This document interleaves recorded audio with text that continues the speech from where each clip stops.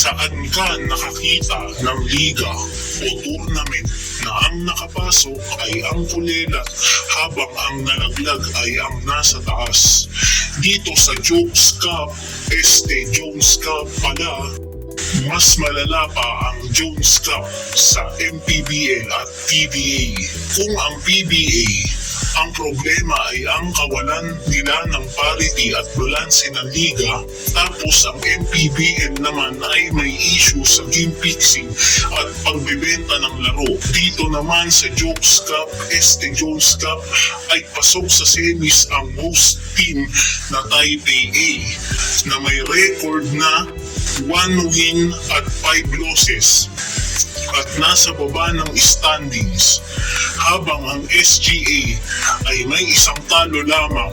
Maraming tao ang napareact dito, maging ang kilalang sports commentator at basketball commentator na si Snow Badua ay nag-react dito.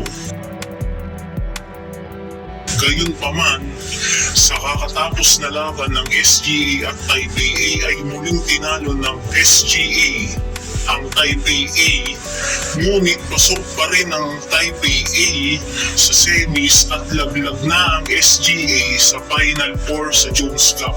Maraming tao man ang dismayado dito, may mga ilan din na nakapuna sa dami ng imports o mga dayuhang manlalaro ang nasabing koponan.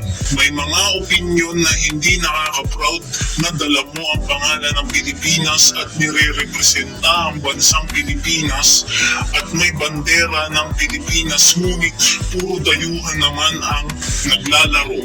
Sang-ayon naman ako rito na hindi nakaka-proud ang ganitong sitwasyon, ngunit hindi sa pinagtatanggol ko ang SGA.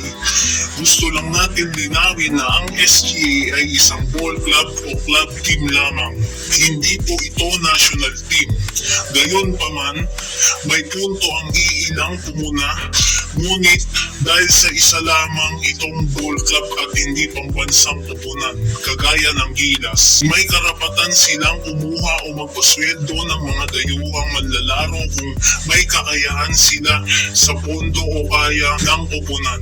Ngunit hindi din naman makatarungan at hindi din deserve ng SGA na malaglag dahil sa maling sistema at matanggal sa hindi patas na paraan. Sana magawan ito ng aksyon para hindi na maulit ang ganitong hindi patas na rules sa isang liga o sa isang tournament. Kung pwedeng ireklamo, sana ay ireklamo ang Jones Cup sa ginawang ito. Gayunpaman, salamat sa SGA sa sakripisyo at effort. Wala kayong dapat ikahiya dahil maganda ang record na inyong pinakita sa inyong grupo.